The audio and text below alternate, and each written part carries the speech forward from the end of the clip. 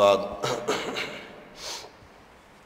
मेरे काबिल सदर एहतराम सामीन इकराम, अल्लाह रब्बुल इज़्ज़त का लातादाद बार शुक्र है, खालिक कायनात ने जुम्मतुल मुबारक की बाबरकत घड़ियाँ अता फरमाई हैं।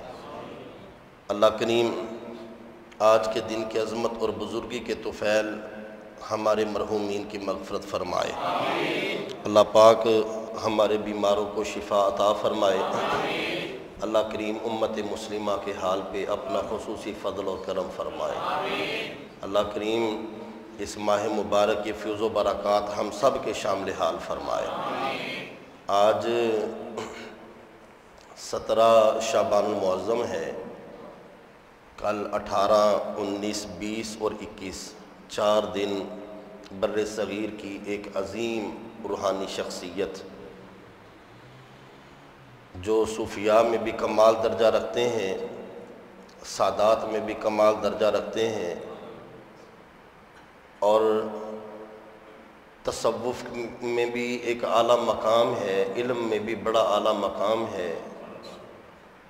हुसैनी सैयद हैं, हज़रत सैयदना इमाम मूसा काज़म रज़ी अल्लाह तआला की औलाद पाक से नाम नामी इसमें गिरामी हज़रत सैयद मोहम्मद उस्मान मरवंदी अल-मारूफ सखीलाल शहबाज कलंदर रहमतुल्लाह ताला अलैह, उनका ज़िक्र खैर हम सुनेंगे और उनकी सीरत मुबारका के चंद पहलू देखेंगे। अल्लाह पाक हमें उलमाए हक्का की बातों को समझकर, सुनकर अमल करने की और दूसरों तक पहुँचाने की तौफीक नसीब फरमाए। आयत मुक़द्दसा मैंने तिलावत की है। अल्लाह करीम इरशाद फरमाता है, लक़द काना फ़ी क़ससिहिम इबरतुल लिउलिल अलबाब, बेशक उनकी ख़बरों से अक्लमंदों की आँखें खुलती हैं। मा काना हदीसन युफ्तरा वलाकिन तस्दीक़ अल्लज़ी बैन यदैहि व तफ़सील कुल्लि शैइन व हुदन व रहमतन लिक़ौमिन युमिनून, ये कोई बनावटी बातें नहीं लेकिन अपनों से अगले कामों की तस्दीक है, हर चीज़ का मुफस्सल बयान है और हिदायत है मुसलमानों के लिए। सूरह यूसुफ ख़त्म हो रही है। अल्लाह करीम ने जनाब यूसुफ अलैहिस्सलाम का वाक़या बड़ी तफसील के साथ कुरान करीम के अंदर बयान फरमाया और फिर आखिर में फरमाया कि ये तुम्हें जो बातें बयान की गई हैं ये किस्से कहानियाँ नहीं हैं, ये इबरत वालों के लिए इसमें बड़ी निशानियाँ हैं। जो इबरत लेना चाहते हैं, नबी करीम अलैहिस्सलातु वस्सलाम का फरमान ज़ीशान कि जहाँ अल्लाह के नेक बंदों का ज़िक्र होता है वहाँ अल्लाह की रहमतें नाज़िल होती हैं। जहाँ अल्लाह के किसी नेक वली का ज़िक्र होता है तो वहाँ पर आने वाले खाली दामन लेकर आते हैं और जब लौटते हैं तो अल्लाह उनके दामनों को रहमतों से भर दिया करता है। तो आज हम भी अपने इन बुज़ुर्गों का ज़िक्र सुनेंगे और जो खराफात लोगों ने इनके साथ मंसूब कर रखी हैं उन पर नज़र डालेंगे और आइंदा जब भी कभी ऐसी बात हुई तो हम उन्हें कुरान व हदीस की रोशनी में बताएंगे कि नहीं, उलमा ये नहीं है बल्कि इनकी शान और इनकी अज़मत इस तरह से अल्लाह बयान फरमाता है। आप अफ़गानिस्तान के इलाके मरवंद के अंदर तशरीफ़ लाए। आपके वालिद गिरामी का नाम है हज़रत इब्राहीम कबीरुद्दीन। आपकी वालिद माजदा जैसे बर्रे सग़ीर का एक इलाका मरवंद है, ऐसे सरहंद है। एक इंडिया के अंदर है सरहंद, लेकिन अफ़गानिस्तान के अंदर है सरहंद। आलम हाकिम सरहंद की बेटी से हज़रत इब्राहीम कबीरुद्दीन का निकाह हुआ और आपकी वालिद माजदा के तक़वा तहारत का ये आलम था कि जब भी नमाज के लिए खड़ी होती तो जिस्म पर खौफ इलाही नज़र आता था। घर के अंदर फिर जब शादी हुई उसके बाद ससुराल में चली गई तो काफ़ी अरसे तक आपके औलाद नहीं हुई। मैं ज़िमनन यहाँ पर एक बात करता चलूँ, हुज़ूर सुल्तानुल आरिफ़ीन हज़रत सुल्तान बाहू रहमतुल्लाह ताला अलैह आपके वालिद गिरामी इनको ज़ाहरन दुनिया के अंदर रब करीम ने बहुत नवाजा था। جو روایت میں نے پڑھی ہے 7 جاگیروں کے مالک تھے آپ کے والد گرامی، اور چوتھی شادی جب ہوئی نا ان کی، تو جو سلطان باہو علیہ الرحمہ کی والدہ ہیں فرماتی ہیں کہ ان کا دبدبہ اتنا ہوتا تھا کہ کسی کی جرت نہیں ہوتی تھی ان سے کوئی بات کر سکے۔ تو جب رات کو خادم ان کے پاس دودھ لے کے جانے لگا تو میں نے اس سے بولا کہ آج دودھ تم نہیں لے کے جاؤ گے بلکہ میں لے کے جاؤں گی۔ تو میں چلی گئی تو بڑے غصے سے بولا کہ تم کون ہو؟ تو میں نے کہا جناب میں آپ کی خادمہ ہوں، آپ میرے سر کے تاج ہیں، آپ کی خدمت کرنا میرا حق ہے۔ تو بڑے غصے سے مجھ سے وہ دودھ کا پیالہ لیا اور کہا آج کے بعد یہ کام نہیں ہونا چاہیے۔ اگلا دن ہوا، فرماتی ہیں پھر میں چلی گئی، انہوں نے اور غصے کا اظہار کیا۔ 2-3 دن اسی طرح میں جاتی رہی تو پھر انہوں نے جو غصہ تھا اس میں تھوڑی نرمی آ گئی۔ تو پھر ایک دن میں نے جا کے دودھ کا پیالہ دیا، پھر میں نے کہا جی اگر اجازت ہو تو آپ کے قدم نہ دبا دوں، آپ کی ٹانگیں دبا دوں۔ تو پھر مجھے غصے سے جھڑکا کہ زیادہ آگے بڑھنے کی کوشش نہ کرو، جتنا تیرا کام ہے بس اتنا کرو، مجھے کوئی ضرورت نہیں ہے۔ میں نے پھر کہا جناب میں خادم ہوں آپ کی، آپ میرے سر کے تاج ہیں۔ تو میں آہستہ آہستہ پھر ایک دن آیا، انہوں نے کہا اچھا چلو دبا دو، میں ٹانگیں دبانے لگی۔ پھر ایک دن میں نے ٹانگیں دباتے دباتے کہا کہ جناب اگر اجازت ہو تو صبح سحری کے وقت اٹھا نہ دوں آپ کو۔ تو پھر مجھے غصے سے کہنے لگے کہ تو زیادہ نہیں آگے بڑھتی جا رہی؟ تو پھر میں نے کہا جی میں خادمہ ہوں آپ کی، میری کچھ ذمہ داریاں ہیں۔ تو کہنے لگا اچھا چلو اٹھا دینا۔ فرماتی ہیں ایک دن میں نے اٹھایا، پھر میں نے کہا جی اگر اجازت ہو تو ایک بات عرض کرنی تھی۔ کہا ہاں بولو کیا بات ہے، میں روزانہ نہ اٹھا دیا کروں۔ تو کہنے لگے خبردار آج کے بعد اگر تو نے مجھے اٹھایا بس ہو گئی۔ تو فرماتی ہیں کہ میں سہم گئی، کہنے لگے کہ آج کے بعد تو نہیں اٹھائے گی بلکہ میں خود تجھے اٹھایا کروں گا۔ فرماتے جب دونوں نمازیوں کا آپس میں ملاپ ہوا تب جا کے رب نے ان کی گود سے سلطان العارفین جیسی ہستی کو پیدا کیا ہے۔ تو یہ ہم زندگیاں پڑھیں سرکار بغداد کی جتنے بھی اولیاء کاملین ہیں ان کی زندگیاں پڑھیں تو ان کے والدین کا بڑا کردار تھا، ان کی بڑی اس چیز کے اندر محنت تھی۔ وہ کسی شاعر نے بڑا خوبصورت جملہ بولا ہے کہ گود ماں دی درسگاہ پہلی اتھوں زندگی دا نصب العین بندا۔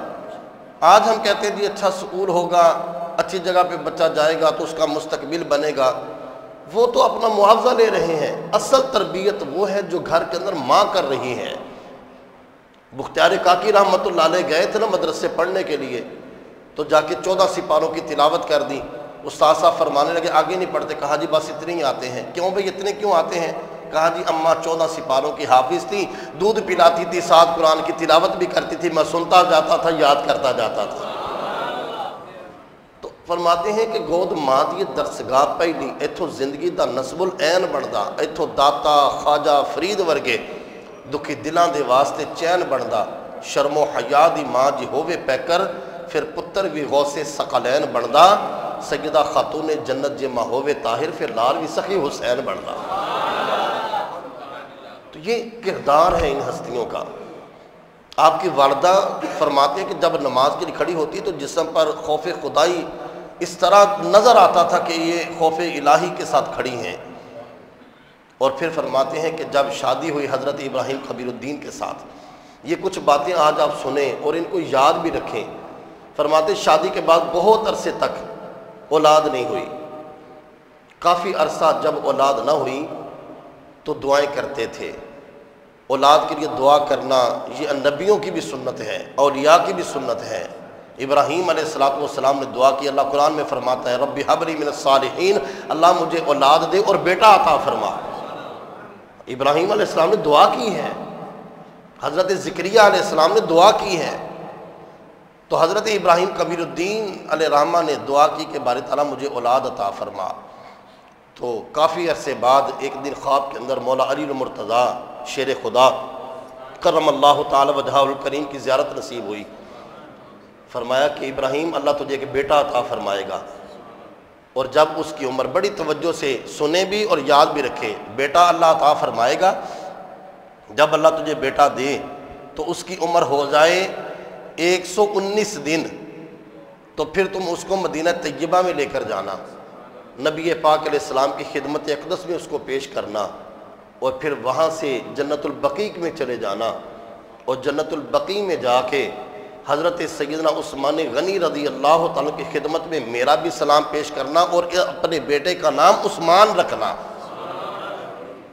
آج جن کے ذمے ہم نے جناب شہباز قلندر کو لگا دیا ہے، یہ تو حضرت عثمان غنی سے نعوذ باللہ ثم نعوذ باللہ جتنا شب و ستم کرتے ہیں، جتنا ان کے بارے میں غلیظ عقیدہ رکھتے ہیں، اللہ ہمیں ایسے عقیدے سے محفوظ فرمائے۔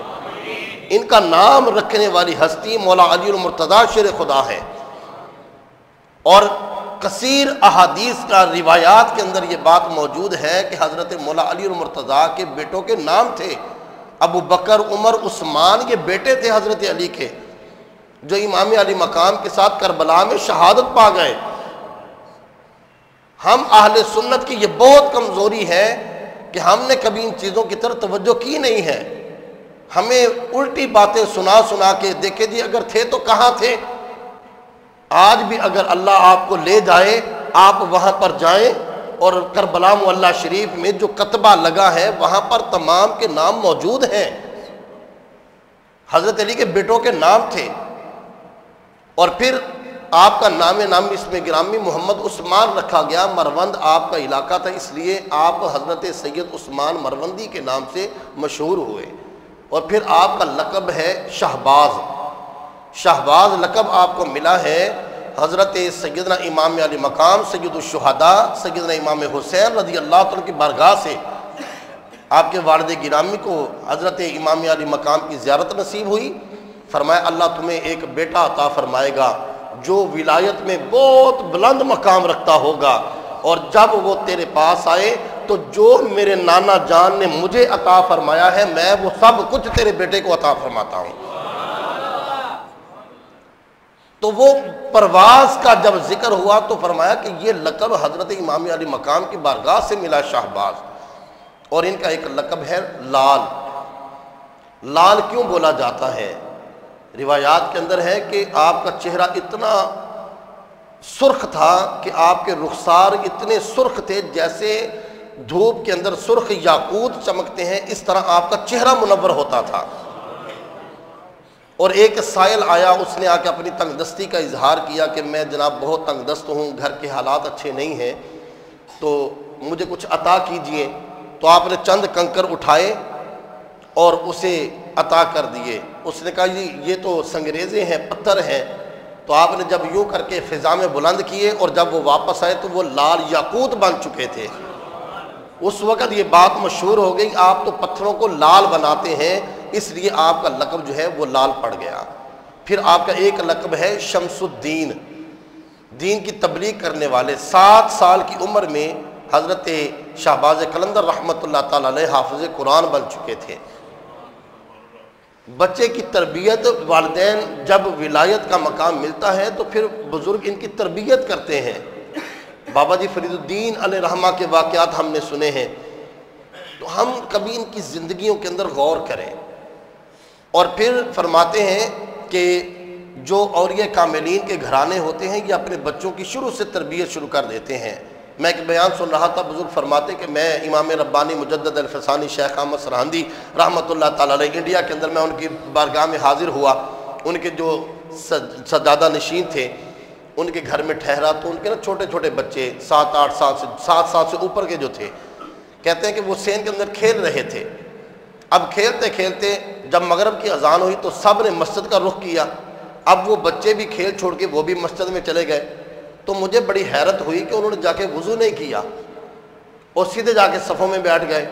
تو میں نے بعد میں ان سے کہا کہ جناب بچے نماز پڑھنے کے لیے آئے، انہوں نے وضو نہیں کیا۔ فرمانے لگے کہ ہمارے گھر کی یہ عادت ہے کہ اذان کے بعد جو بچہ وضو کرتا ہے ہم اسے سزا دیا کرتے ہیں کہ جس نے وضو کرنا اذان سے پہلے کرے گا۔ بچے باوضو تھے، وضو کے بغیر نماز نہیں پڑھتے، ہمارے بچوں کی عادت ہے، اس لیے کہ ہمارے بزرگوں نے ہمیں طریقے بتائے ہیں، اور رسول اللہ کا فرمان ہے کہ جب تمہاری اولادیں 7 سال کی ہو جائیں تو انہیں دین کی سمجھ بوجھ دینا شروع کر دو، اس لیے کہ بڑے ہونے تک وہ دین پر ثابت قدم ہو جائیں گے۔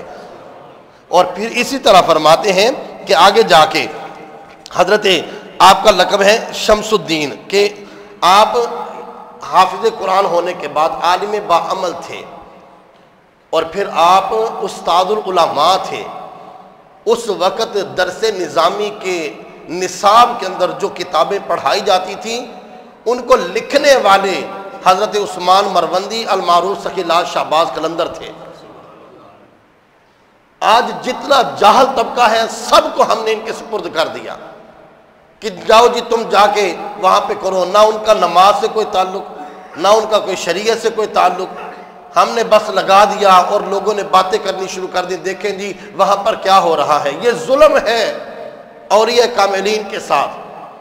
حضرت شہباز قلندر علیہ رحمہ آپ عالم باعمل اور استاد العلماء تھے، اور آپ کے علم کا یہ فیضان تھا کہ آپ کے سب سے پہلے سندھ کے مرید خاص سکندر بودلہ، جن کو بادشاہ نے قید کر رکھا تھا، جب حضرت شہباز قلندر علیہ رحمہ آپ نے سندھ کی زمین میں قدم رکھا، اس علاقے کے اندر سیون کے اندر جب آپ تشریف لائے، اس پر اتنا روب طاری ہوا کہ آپ نے کوئی پیغام نہیں بھیجا، کوئی سفارش نہیں کی، اس نے آپ کی خبر سنتے ہی آپ کے غلام کو آزاد کر دیا تھا۔ فرمایا جو عالم باعمل ہوتا ہے اس کو کسی کا خوف نہیں ہوتا، پھر وہ ڈٹ جاتا ہے اپنی جگہ پر کہ میں کھڑا ہوں یہاں پہ، آؤ جس نے میرا مقابلہ کرنا ہے۔ اور جس علاقے کے اندر آپ تشریف فرما تھے وہ قصبی عورتوں کا علاقہ تھا، جو لوگوں کو برائی کی دعوت دیتی تھی، لوگ وہاں پر آ کے اپنی راتیں گزارتے تھے۔ جب آپ وہاں پر رکے تو خادموں نے کہا جناب یہ علاقہ ٹھیک نہیں ہے۔ فرمایا کہ یہ قلندروں کی شان نہیں، ہم حالات سے مجبور ہو کر علاقہ چھوڑ کے چلے جائیں۔ حالات کے قدموں میں قلندر نہیں گرتا، ٹوٹے جو ستارہ تو زمین پر نہیں گرتا، گرتے ہیں بڑے شوق سے سمندر میں دریا، لیکن کسی دریا میں سمندر نہیں گرتا۔ فرماتے یہ ہماری شان نہیں ہے، ہم یہیں پر رہیں گے۔ اور اللہ کریم نے کمال کیا دیا کہ جب آپ نے اس جگہ پر قیام کیا تو فرماتے ہیں کہ رات کو وہ لوگ اپنی خواہشات لے کر آئے، لیکن کسی کو بھی طاقت نہیں تھی، کوئی اپنی خواہش پوری نہیں کر سکا۔ عورتوں نے دیکھا کہ کیا وجہ بنی ہے، کہا یہاں پر ایک صوفی آیا ہے اور لگتا ہے یہ اسی کی وجہ ہے کہ جو آج ہمارے کام کے اندر کوئی خیر نہیں ہوئی، کوئی ہم پر طاقت نہیں رکھ سکا۔ وہ آئیں اور آ کے ان سے بڑا، یہ بہت طویل واقعہ ہے، بادشاہ وقت کو بھی لیا گیا اور کئی طریقے سے آپ کو ڈرایا دھمکایا گیا۔ فرمایا فقیر جہاں پر بیٹھ جاتا ہے اپنی مرضی سے نہیں بیٹھتا، اللہ کے حکم سے بیٹھتا ہے، میرے رب کا یہی حکم ہے۔ جب انہوں نے آپ کی ثابت قدمی دیکھی تو وہ ساری کی ساری عورتیں توبہ کر کے آپ کے ہاتھوں پر مسلمان ہو کے دین اسلام کی خدمت گزار بن جاتی ہیں۔ آج ایک بد کردار عورت کو سامنے بٹھا کے ہم کہتے ہیں جی سنا قلندر کی شان، وہ کیا سنائے گی؟ ہم نے اولیاء کاملین کے مقام کو سمجھا ہی نہیں۔ کبھی جناب وہاں سے کنگن آ رہے ہیں، کبھی وہاں سے جناب چھلے آ رہے ہیں، کبھی وہاں سے کوئی چیز آ رہی ہے۔ ان کی حقیقت تو دیکھیں، ان کی حقیقت کیا تھی، ان کی تربیت کیا تھی، ان کا طریقہ کار کیا تھا، اس طرح ہم نے کبھی نہیں دیکھا۔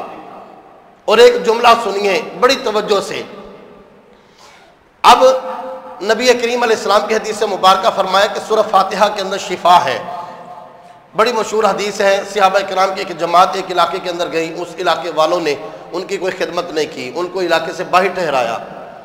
اب وہ بڑے پریشان تھے، سفر میں تھے، کھانے پینے کی سامان بھی نہیں تھا، تو اب غالباً حضرت ابو سعید خدری رضی اللہ تعالیٰ عنہ جب یہ لوگ اس بستی سے باہر رکے تو اس علاقے سے ایک بچی دوڑتی ہوئی آئی۔ اس نے کہا جی ہمارے قبیلے کے سردار کو کسی زہریلی چیز نے ڈس لیا ہے، تو آپ میں سے کوئی اس کا علاج جانتا ہے؟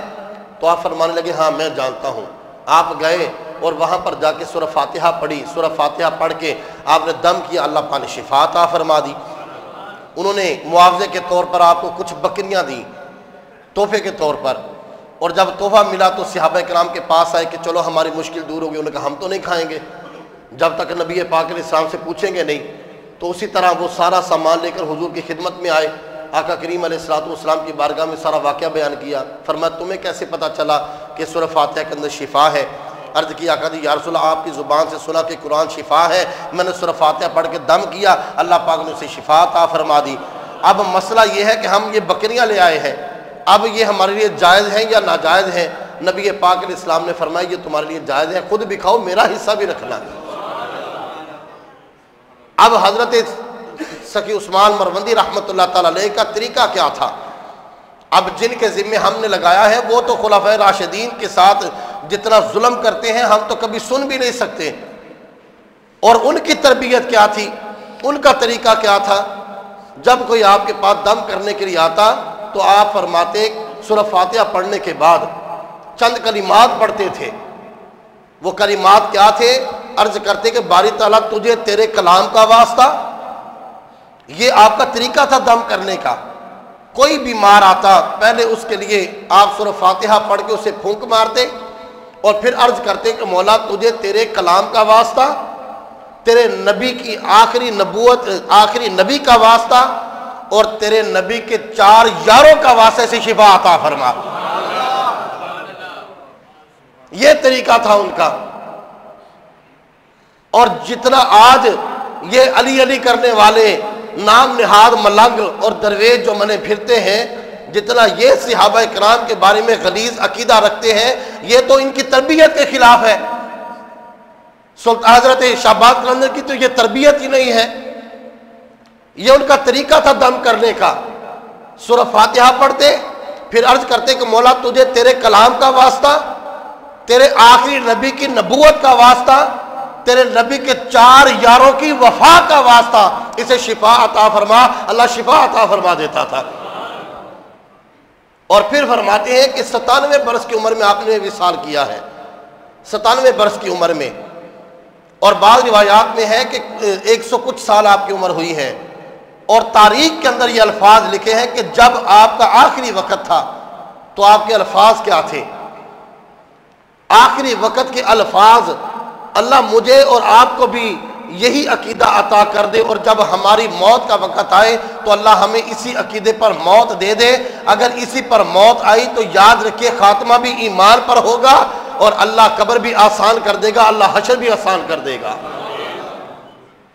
حضرت سخی لاکھ شہباز قلندر علیہ رحمہ، آپ کی زبان مقدس سے جو آخری الفاظ سنے گئے وہ کیا تھے؟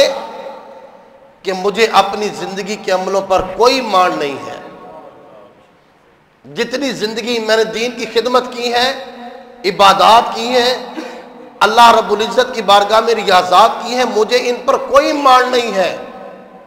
اگر مجھے سہارا ہے تو اللہ کا سہارا ہے، بڑی توجہ سے الفاظ سنیے، اگر مجھے سہارا ہے تو اللہ کا سہارا ہے، اور اگر مجھے سہارا ہے تو اللہ کے آخری نبی کا سہارا ہے، اور اگر مجھے سہارا ہے تو نبی پاک علیہ الصلوۃ والسلام کے صحابہ کا سہارا ہے، اور صحابہ میں سے خصوصاً ان 4 خلفائے راشدین کا سہارا ہے۔ یہ الفاظ سے حضرت شہباز قلندر علیہ رحمہ کے جو آپ نے آخری وقت ادا فرمائے ہیں، اور ہم نے سمجھا کہ پتہ نہیں ان کی تربیت یہ تھی، ان کا طریقہ یہ تھا، ان کی تعلیم یہ تھی۔ نہیں، ایسا نہیں ہے۔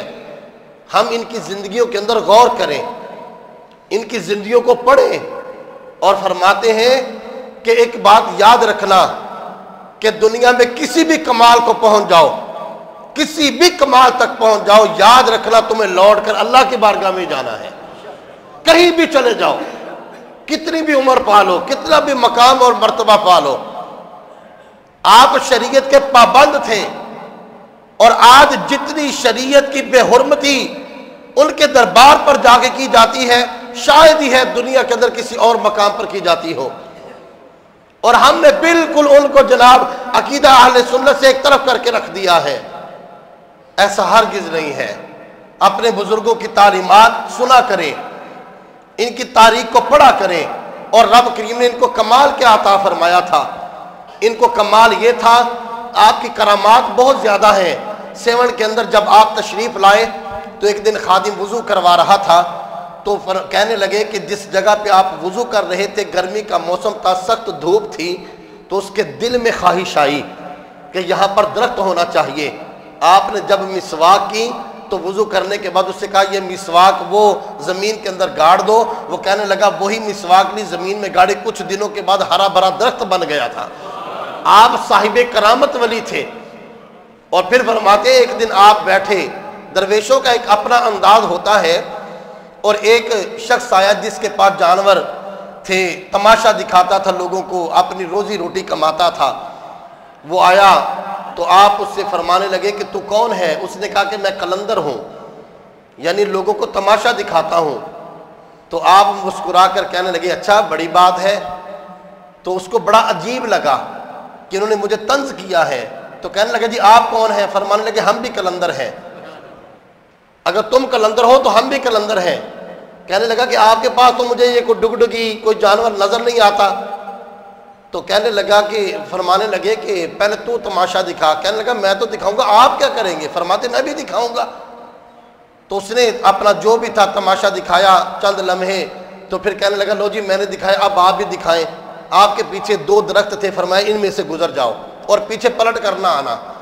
اب جب وہ درختوں سے پار گیا تو فرماتے ہیں کہ آگے جا کے دنیا ہی اور تھی، ماحول ہی کچھ اور تھا۔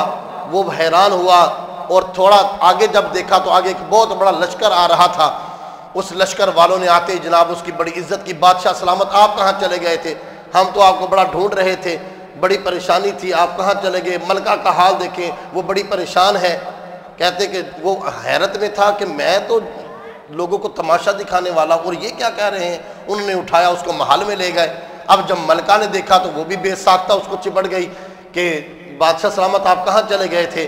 غسل کروایا، شاہی پوشاک پہنائی، عرصہ گزارا، اولاد ہوئی، شہزادے جوان ہو گئے، بوڑھا ہو گیا۔ اور پھر جناب کچھ دن بعد اس طرف کو جب نکلا، دریا کنارے آتے آتے وہی 2 درخت نظر آئے۔ جب ان درختوں کے پاس سے گزرا تو شہباز قلندر بھی وہاں پر موجود تھے، اور اس کے وہ جانور جن کا تماشا دکھاتا تھا وہ بھی موجود تھے۔ کہنے لگا حضرت یہ کیا تھا؟ فرمایا تو نے چند منٹ کا تماشا دکھایا، وہ بھی تماشا تھا، ہم نے بھی تجھے تماشا دکھایا۔ ایک تیرا تماشا تھا جس کا تو نے ہمیں کوئی لطف نہیں دیا، اور ہمارا تماشا دیکھو جو رب نے ہمیں کمال عطا فرمایا ہے۔ یہ صاحب کرامت بزرگ تھے۔ میں نے 2-3 دن پہلے جب سلطان الہند علیہ رحمہ کا ذکر کیا، میں نے یہ بات کی تھی۔ آج لوگوں کو بڑی پریشانی ہے، لوگ کہتے ہیں جی یہ باتیں ذہن میں نہیں آتی ہیں، یہ بات ماننے میں نہیں آتی۔ بزرگوں کی شان تو بہت بلند ہے۔ بزرگ فرماتے آج کا کوئی بندہ ہم میں سے، میں آپ میں سے کوئی بندہ صدق دل سے توبہ کر لے اور 40 دن تک وہ تکبیر اولیٰ کے ساتھ نمازیں ادا کر لے، رب سے مانگے، رب اس کی دعا کو رد نہیں کرے گا۔ اور جس نے ساری زندگی اللہ کو راضی کیا ہے، اللہ ان کی دعاؤں کو کیسے رد فرما سکتا ہے؟ ہم کبھی دیکھیں، ان کی حقیقت کو سمجھیں، ان کی تعلیم کیا تھی، ان کی تربیت کیا تھی۔ یہ نہیں کہ اگر کچھ جاہل لوگ ان کے ساتھ لگ گئے اور جناب ہم بھی انہی کے ساتھ جا کے کہیں او جی دیکھیں جی یہ تو ساری جہالت ہی جہالت ہے۔ نہیں، ایسا نہیں ہے۔ ان کی سیرت کو پڑھیں کہ انہیں بر صغیر کا بہت سارا ایسا طبقہ ہے کہ جن کو کلمہ پڑھانے والی ہستی کا نام حضرت سخی اللہ شہباز قلندر ہے۔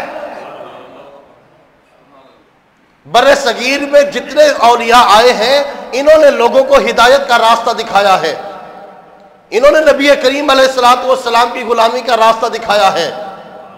یزید نے ایک گناہ کیا تھا تو امام علی مقام نے اس کے ساتھ اعلان جنگ کر دیا۔ تو آپ حسینی سید ہیں، امام موسیٰ کاظم کی اولاد سے ہیں۔ جب باپ نیک ہوگا تو پھر اولاد کو بھی رب بے وفائی کی طرف نہیں جانے دے گا، بلکہ اولاد بھی اپنے بزرگوں کے نقش قدم پر ہوگی۔ یہ جتنی جہالت ہے اس کا ان ہستیوں کے ساتھ کوئی تعلق نہیں ہے۔ یہ کڑا پہن لینے سے حضرت سخی اللہ شہباز قلندر یا سید الشہداء کی محبت کا اظہار نہیں ہوگا۔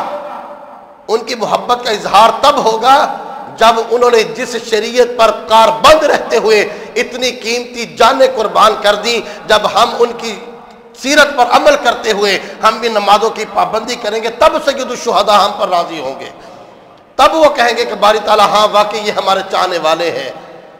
کل 2 دن پہلے ہمارے پاکستان کے اندر یہ چند سالوں سے ایک نیا ڈرامہ شروع ہوا ہے عورت مارچ کا، کہ عورتوں کے حقوق دیے جائیں۔ جتنی عزت عورت کو اسلام نے دی ہے کسی اور مذہب نے دی ہے۔ حضرت مولا علی المرتضیٰ شیر خدا کرم اللہ تعالی وجہہ الکریم سے پوچھا گیا کہ جناب عورت کیا ہے، عورت کے معنی کیا ہیں؟ فرمانے لگے کہ میں تمہیں کل بتاؤں گا۔ بڑی توجہ سے سنیے، آج ہمارے گھروں میں بھی جو ہو رہا ہے اس کو بھی سامنے رکھے۔ کسی نے باہر سوال کیا کہ علی ہمیں بتائیے عورت کیا ہے؟ فرمایا کل بتاؤں گا کہ عورت کیا ہے۔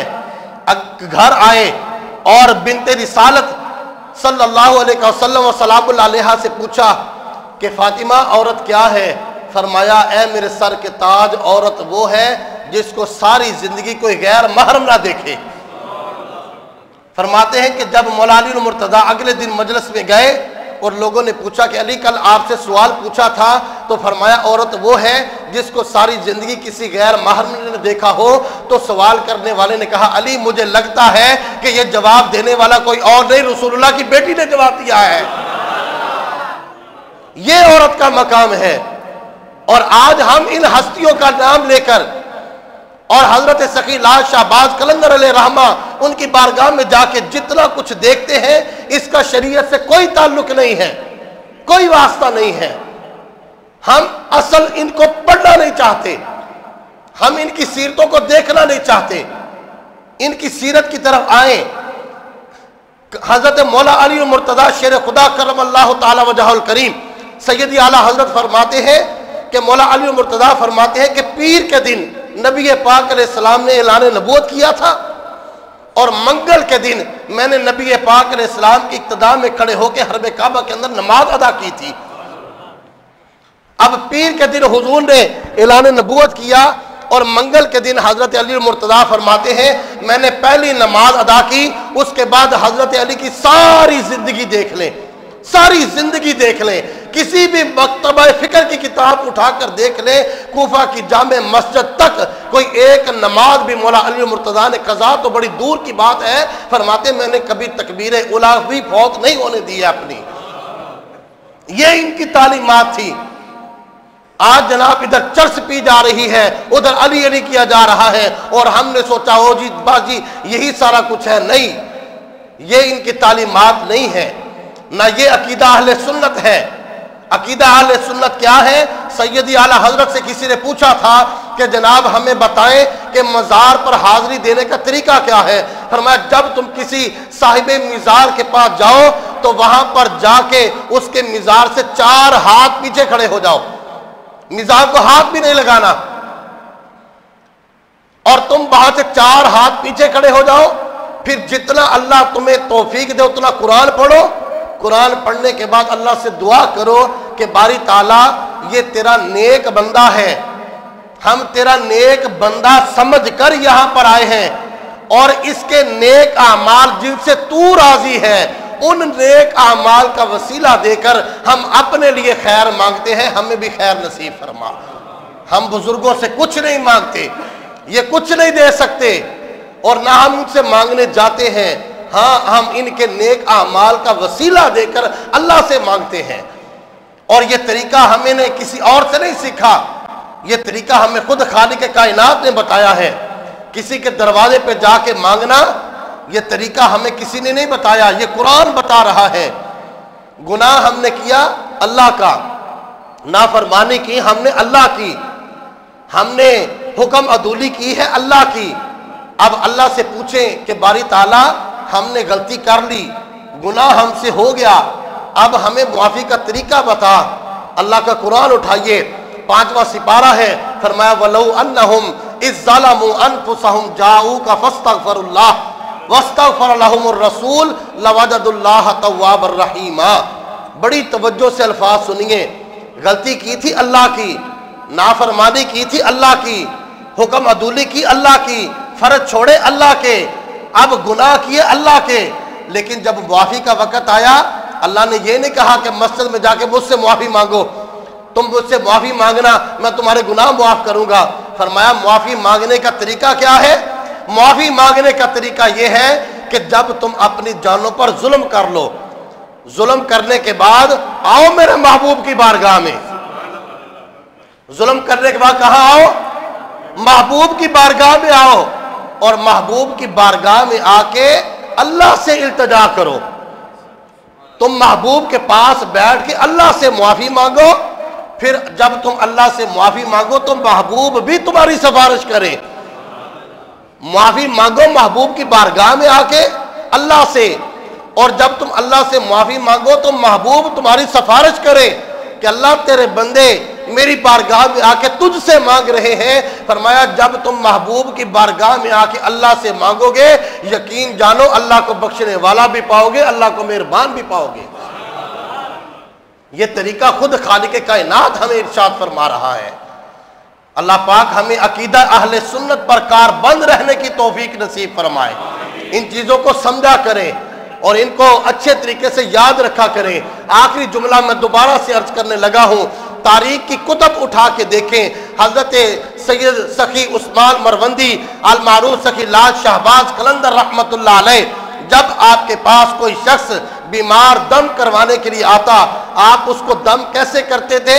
سورہ فاتحہ پڑھتے، فاتحہ پڑھنے کے بعد عرض کرتے باری تعالیٰ تجھے تیرے پاک کلام کا واسطہ، تجھے تیرے آخری نبی کی نبوت کا واسطہ، نبی کے 4 یاروں کی وفا کا واسطہ، اس مریض کو شفا عطا فرما۔ اللہ شفا عطا فرما دیتا تھا۔